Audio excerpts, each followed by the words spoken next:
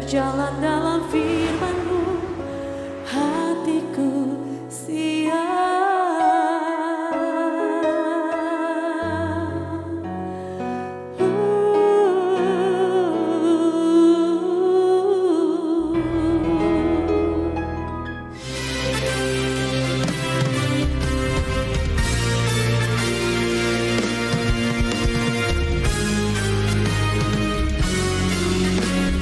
Saudara-saudara, catat tanggal dan waktunya pada hari Jumat tanggal 22 Desember 2023 pukul 18.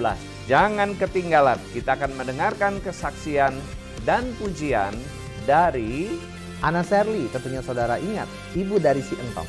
Lalu Saiful dan istri, seniman Jawa Barat yang akan melantunkan kecapi.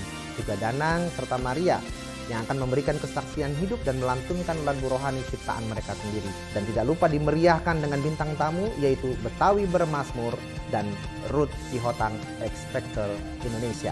Sampai bertemu di GKRI Diaspora City Center, Tamrin City, lantai 6. Salam God Lover yang dikasih oleh Tuhan Yesus, senang kembali boleh berjumpa dengan saudara-saudara semua dalam program Rest and God malam hari ini bersama Diaspora TV. Setelah melewati berbagai kesibukan sepanjang hari ini, mungkin ada situasi atau keadaan tertentu yang membuat jiwa Anda menjadi letih lesu dan berbeban berat, dan itu bisa mengganggu waktu istirahat saudara semua. Jangan menyerah sebab Tuhan mengundang kita semua untuk mengalami kelegaan. Tuhan Yesus berkata, "Marilah kepadaku semua yang letih lesu dan berbeban berat. Aku akan memberi kelegaan kepadamu." Mari kita responi undangan Tuhan ini dengan iman kita. Mari kita datang kepada Dia di dalam doa. Kita bersatu di dalam doa.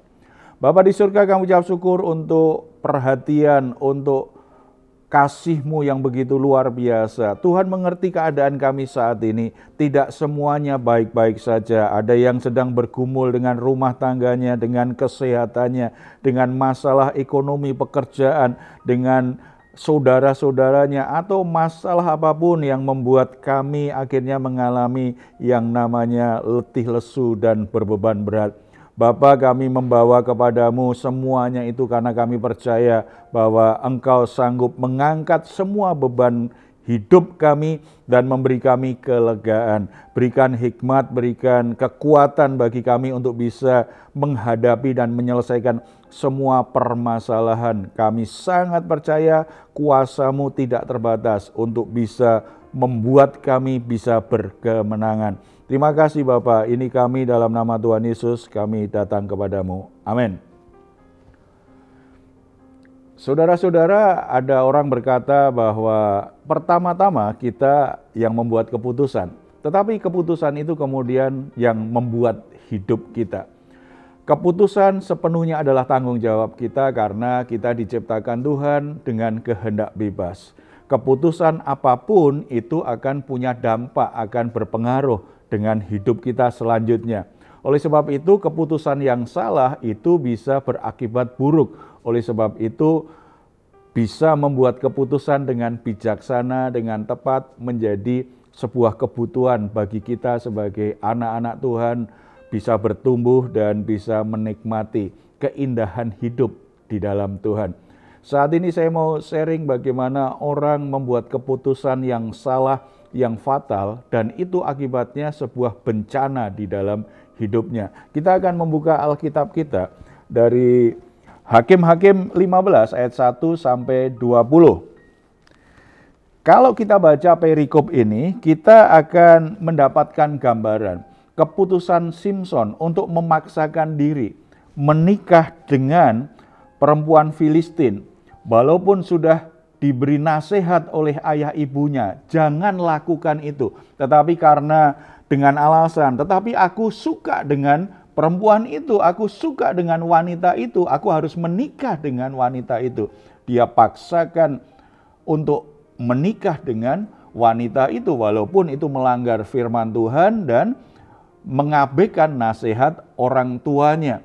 Ketika dia lakukan satu keputusan yang salah, ternyata berakibat pada masalah selanjutnya. dan masalah yang selanjutnya terjadi bisa berdampak lagi. Dan ini yang bisa kita temukan lewat perikop ini. Simson melakukan sesuatu yang benar-benar fatal, yang merusak hidupnya sendiri. Kita baca ayat yang ketiga. Lalu kata Simson kepadanya, sekali ini aku tidak bersalah terhadap orang Filistin apabila aku mendatangkan celaka kepada mereka. Perkataan Simson ini dia ucapkan setelah dia tahu bahwa ternyata istrinya dinikahkan lagi oleh ayahnya dengan pria yang lain. Simson menjadi kecewa, menjadi sangat marah, dan akhirnya dia berkata seperti itu. Apapun akan aku lakukan, dan ini bukan karena kesalahanku, ini karena kesalahan orang Filistin. Saudara, keputusan yang salah itu bisa mendatangkan bencana tidak hanya untuk dirinya sendiri, tetapi ternyata juga membuat orang lain pun juga alami celaka. Kalau kita perhatikan selanjutnya apa yang dilakukan Simson, itu sesuatu yang memang mencelakai banyak orang. Kita baca ayat 4. Maka pergilah Simson, ditangkapnya 300 anjing hutan, diambilnya obor, diikatnya ekor dengan ekor, dan ditaruhnya sebuah obor di antara tiap-tiap 2 ekor. Kemudian dinyalakanlah obor itu dan dilepaskannya anjing-anjing hutan itu ke gandum yang belum dituai kepunyaan orang Filistin, sehingga terbakarlah tumpukan-tumpukan gandum dan gandum yang belum dituai dan kebun-kebun pohon zaitun. Saudara-saudara, kita lihat karena marah atas keputusan salah, kemudian dia merasa dikhianati, dia merasa tidak dianggap oleh mertuanya, dia menjadi marah. Bukannya dia lakukan tindakan sebagai seorang suami yang bertanggung jawab bagaimana dia mempertahankan pernikahannya. Dalam kemarahannya dia buat keputusan salah berikutnya, yaitu dia menangkap 300 ekor anjing tadi. Diikat ekornya satu sama lain, berdua-dua dikasih obor, dan itu membakar pertaniannya orang Filistin. Orang Filistin tidak terlibat dengan apa yang dia alami, tetapi orang-orang yang cenderung tidak peduli dengan keputusannya. Keputusannya hanya didasarkan pada emosinya, pada perasaannya, pada kemarahan, kekecewaan, atau kesedihannya. Akibatnya dia akan membuat keputusan berikutnya dan akan merugikan banyak orang. Ini yang terjadi dengan kehidupan Simson. Orang-orang Filistin, apa salahnya sehingga pertanian mereka terbakar, gandum mereka terbakar, hanya gara-gara Simson dikecewakan dan dikhianati oleh mertuanya. Itu kan urusan rumah tangga mereka sendiri, tetapi orang lain akhirnya mendapatkan celaka.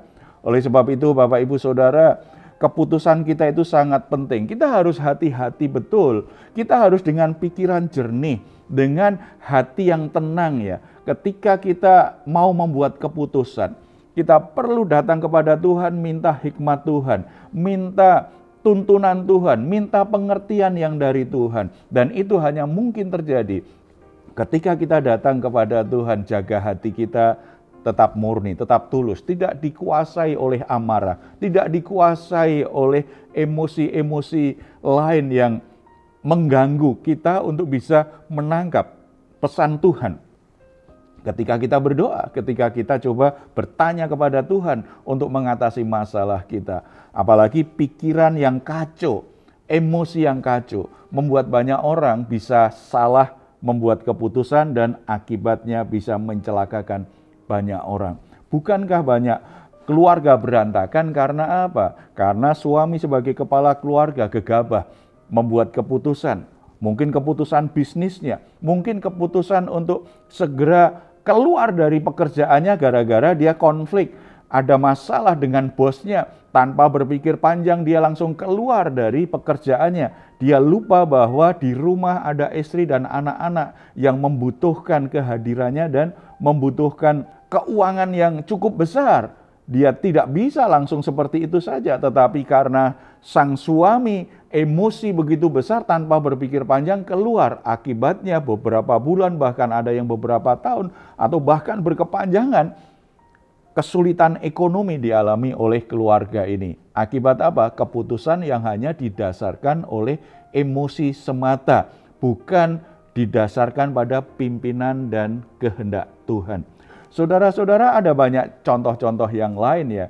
Emosi ketika dijadikan dasar untuk membuat keputusan, tidak hanya merugikan dirinya sendiri, tidak hanya menambah masalah dalam hidupnya, tetapi juga bisa berakibat mencelakakan banyak orang, merugikan orang-orang di sekitarnya. Betapa egoisnya orang yang hanya berpikir melampiaskan emosinya, tetapi tidak berpikir panjang apakah keputusannya itu punya dampak buruk terhadap orang lain. Ini sangat egois sekali. Tuhan pasti tidak berkenan dengan hal yang seperti ini. Dan yang kedua, apa yang dilakukan Simson sehingga keputusannya itu membawa bencana yang begitu besar? Ayat 11. Kemudian turunlah 3.000 orang dari suku Yehuda ke gua gunung di batu Etam dan berkata kepada Simson, "Tidakkah kau ketahui bahwa orang Filistin berkuasa atas kita? Apakah juga yang telah kau perbuat terhadap kami?" Tetapi jawabnya kepada mereka, "Seperti mereka memperlakukan aku, demikianlah aku memperlakukan mereka." Reaksi Simson ketika mendengar istrinya dinikahkan lagi oleh pria lain, marah, kecewa, dan akhirnya lakukan tindakan yang mencelakakan banyak orang. Yang ada dalam hatinya saat itu dan seterusnya ternyata adalah keinginan untuk membalas dendam. Dia ingin membalas dendam, dan sayangnya keinginan membalas dendam tidak hanya kepada mertua maupun istrinya, tetapi juga dengan orang Filistin. Jadi semakin luas masalahnya, permusuhannya, kemarahannya semakin kemana-mana. Orang-orang yang di hatinya dipenuhi kemarahan, dia tidak segera berdamai, justru dia akan melampiaskannya tidak hanya dengan kata-kata, tetapi dengan sikap dan tindakan yang merusak seperti itu. Biasanya justru memperkuat dorongan untuk membalas dendam. Semakin sulit dia berdamai dengan hatinya sendiri. Simson lakukan hal-hal yang lebih buruk gara-gara itu. Membuat susah orang Filistin termasuk orang-orang Israel sendiri. Akhirnya mereka dibuat susah karena orang Filistin juga ingin mengepung, ingin menyerang orang-orang Israel.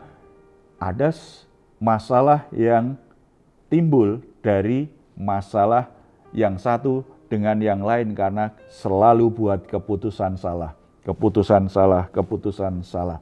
Saudara-saudara, kalau ada keputusan-keputusan kita yang sudah kita buat di waktu-waktu yang lalu, bahkan mungkin sudah bertahun-tahun kita membuat keputusan itu, tetapi kalau kita sadar itu berakibat buruk dalam hidup kita, menyakiti hati pasangan dan anak-anak kita, membuat persaudaraan kita atau persahabatan kita dengan orang yang begitu dekat dengan kita selama ini, itu jadi rusak.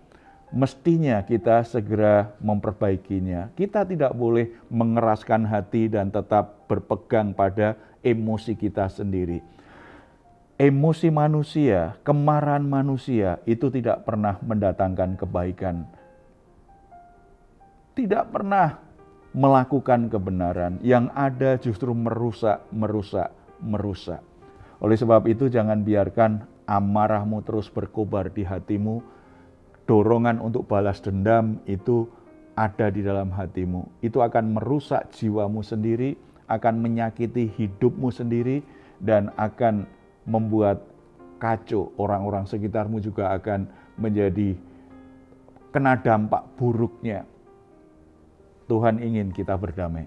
Tuhan ingin kita bisa memaafkan. Tuhan ingin kita mengambil keputusan yang sangat penting yang akan merubah hidup kita, perjalanan hidup kita, dan situasi yang sedang terjadi.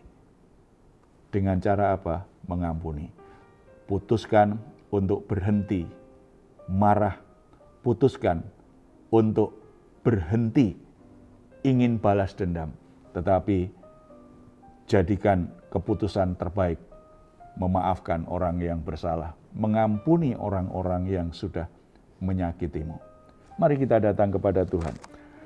Mungkin ada di antara saudara yang saat ini sedang bergabung dengan Rest and Guide ini, saudara sedang menyimpan kemarahan yang besar terhadap pasangan, terhadap sahabat, atau bahkan ada yang begitu menyimpan kemarahan besar terhadap hamba Tuhan tertentu.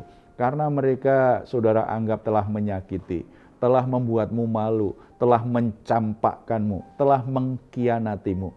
Apapun masalahnya, intinya saudara merasa terluka dengan sikap, perkataan, dan perilaku mereka. Dan saudara berusaha bagaimana kembali membalas dendam, menyakiti mereka, mempermalukan mereka, membuat hidup mereka susah. Semua hal itu saudara lakukan, tetapi tidak membuatmu lebih bahagia, tidak membuat hidupmu lebih berkualitas, tidak membuatmu bebas dari masalah. Saudara akan terus terpenjara dengan hal itu, dan itu yang rugi adalah saudara sendiri. Sebagaimana Tuhan Yesus sudah mengampuni, Tuhan ingin kita juga belajar mengampuni. Buat keputusan yang terbaik bagi dirimu. Ampuni orang-orang yang bersalah kepadamu. Mari kita bersatu dalam doa. Bapa di surga, kami bersyukur belajar dari pengalaman Simson. Ternyata keputusan yang kami buat itu bisa berakibat bencana, mencelakai, merugikan banyak orang, tidak hanya merusak hidup kami. Bapa, kiranya firman Tuhan hari ini menjamah setiap hati, terutama saudara-saudara kami yang sedang menyimpan kemarahan, menyimpan keinginan untuk balas dendam, karena ada orang-orang tertentu yang sudah melukai hatinya, menyakiti hatinya, memperlakukan dia dengan tidak adil, membuatnya malu, mengkhianati, mencampakkannya. Perasaan-perasaan yang berkecamuk itu menumbuhkan amarah yang kuat di hatinya, sehingga ingin menyakiti, ingin membalaskan rasa sakit itu dengan perbuatan-perbuatan yang jahat, dengan sikap-sikap yang buruk, dan itu semakin menyakiti dia. Tidak akan pernah bebas dari perasaan itu. Sebagaimana Engkau sudah mengampuni, saat ini hamba-Mu berdoa, Tuhan berikan kekuatan, berikan keberanian kepada saudara-saudara kami untuk membuat keputusan, mengampuni orang-orang yang sudah bersalah kepada mereka, mengampuni orang-orang yang sudah mencampakkan hidupnya, mengampuni orang-orang yang sudah mengkhianatinya. Tuhan, bebaskan mereka dari perasaan-perasaan kemarahan, keinginan balas dendam, kebencian itu. Tuhan, gantikan dengan damai sejahtera-Mu. Penuhi hati mereka dengan damai sejahtera dan kasih-Mu Tuhan, supaya mereka alami kebebasan. Tuhan, menolong mereka untuk bisa memperbaiki sikap, perilaku, dan hubungan mereka setelah ini. Kami sangat percaya ketika orang melepaskan pengampunan, Tuhan pulihkan hidupnya.